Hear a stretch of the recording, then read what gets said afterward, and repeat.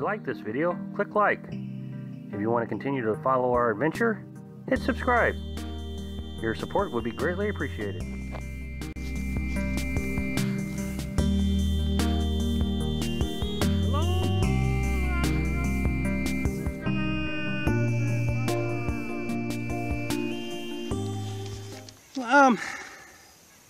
I've talked about other YouTube channels and other RVers, and you know, they move around real fast and, you know, in a hurry to get to the next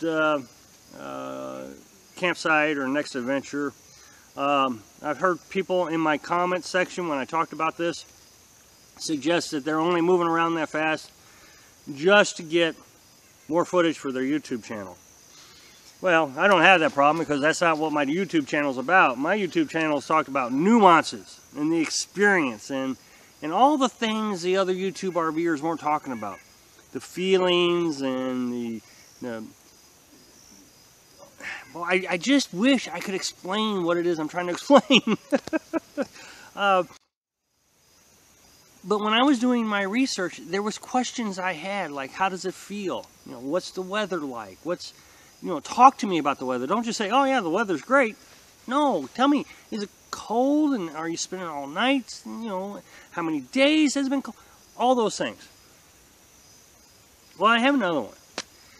And I really hope that these nuances, I mean, I get a lot of comments that you like my nuance series, but I really hope that I'm giving you as much as I can to discuss these things. And this one is going to be really hard for me to explain.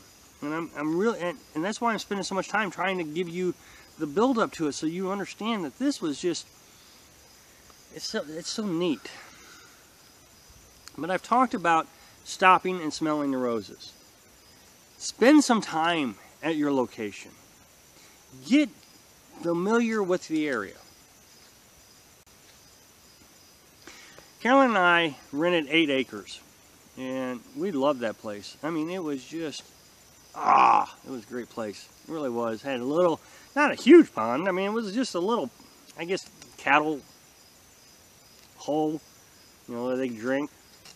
It had frogs in it, and that was up on the hill. And, it was just a nice place. And the thing is Carolyn and I would walk the place regularly.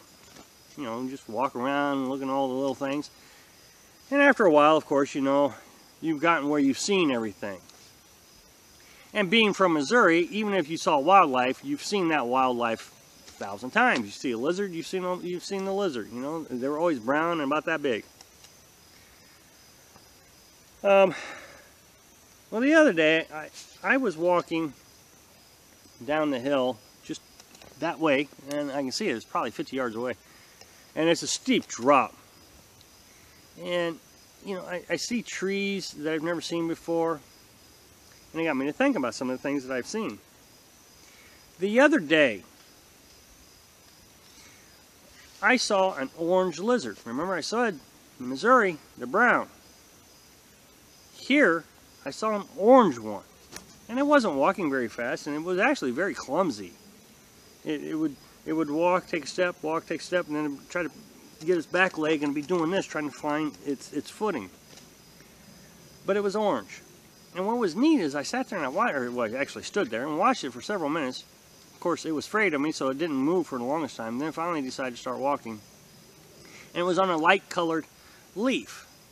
Well, when it got to the dark colored leaf, it started to change darker orange. And I thought, oh, maybe it's some sort of chameleon. I don't know if it is or not. That's not the point.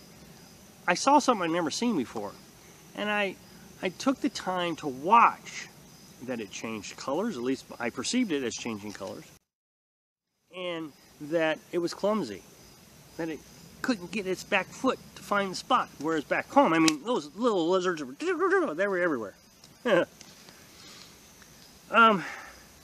So I mean, we really have tried to take the time to learn everything. Carolyn is just fascinated with the mushrooms around here. When we were at Walnut Flats, there was a deer, and you've seen the deer picture video several times, and you're seeing it now. But it came up to us one night, we were sitting at the campfire. We were sitting at the campfire. Now, I don't know. Imagine a campfire next to your camper. I mean, you're, you know, what, 20 feet away, 10 feet away from your camper? It wasn't very far. And the deer came around the camper, and she's looking at us. And we just sat there and watched her and watched her and watched her. And, you know, we'd look at each other for a minute just to smile and go back to watching her. And you could tell. It just, I really could feel, and I didn't know this, what Carolyn was thinking at the time, but later she said she was thinking the same thing. That deer wanted to come up to us and get petted. It was like a little dog. You just wanted to come up, and you just wanted to say, come on, come on. Of course, it wouldn't have, but it sure did feel that way. And she came by almost every night, and every night she'd get a little bit more trusting until she finally got that close. So not only did we get used to the environment got used to us. And I thought that was just so neat.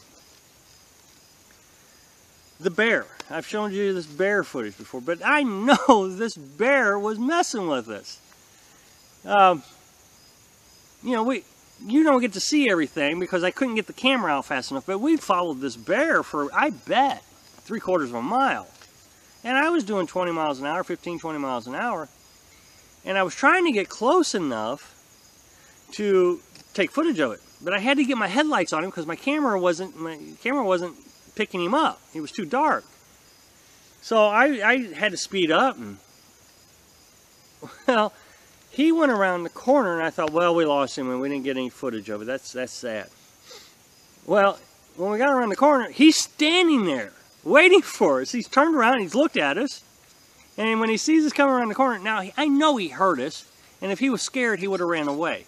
But he didn't run away. He waited for us, and when we got around the corner, he turned back around and he'd run up some more. And he did that. You know, before you see the footage, he would stop, wait for us, and then run away. It's like as soon as the headlights would hit him, he'd start to run. Well, when we got around this corner, it was too late. He was too close, so I got him on the in the headlights. But again, later, I was talking to Carolyn about this, and she had the same thinking I did. He was playing with us like a dog would. You know, you weren't walking down the sidewalk or the beach or whatever, and the dog runs ahead, and then he looks around and waits for you, waits for you, waits for you. When he gets to a certain distance, he runs ahead again. Same thing with this bear. It was just neat. Again, the environment was playing with us, was having fun. We became part of the environment. Carolyn made, and I didn't see the bug, but Carolyn, you know, of course you get a bug every now and then in the camper. And I know everybody keeps saying that when we get to Florida it's going to be much worse, but every now and then we get a bug in the camper and you kill the bug. She said there was a bug in the camper, and she was going to kill it, and then she looked it in the eye. She said, "Oh, that's so cute. I can't kill that bug." I don't know, but she really thought that bug was cute, and she wanted to name it and everything. I said, well, it's not going to stick around. But that brings me to the next story. We now have pets at this campsite. It's unfortunate, we're going to have to leave them behind, and that's terrible. But yep, we got pets finally. Everybody kept asking us, are we ever going to get pets? Well, I guess the answer is yes. There is a bunch of bees, but it always feels like it's the same bee. Will come and land on your plate, or he'll sit next to you while you're typing on the computer and watch you type. He doesn't really get that intrusive, but you know, it's just he's kind of there. He's not buzzing in your ears or bugging you or anything, but he just kind of wants to see what you're doing. And it's like a cat or a dog comes up and wants to see what you're doing. Well, we got a pet. It's a pet bee, and you know, not much you can do with it because if you touch him, he's going to sting you.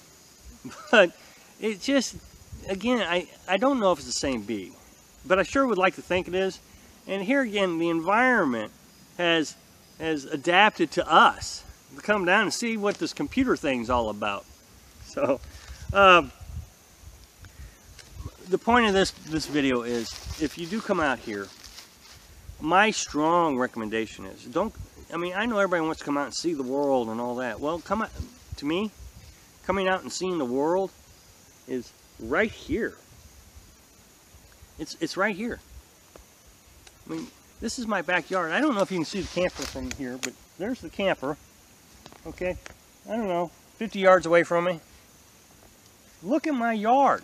It's full of trees and wildlife and squirrels and nobody here to bother me. This is my 8 acres for this 3 weeks, and then I'm going to move on to the next 8 acres. Remember I told you I lived on 8 acres? Well, every 3 or 4 weeks, I get to find new 8 acres. And I get to explore it all and really take the time to watch the lizards. Anyway, thanks for watching. Be sure to subscribe. Click like if you like the video, and happy travels.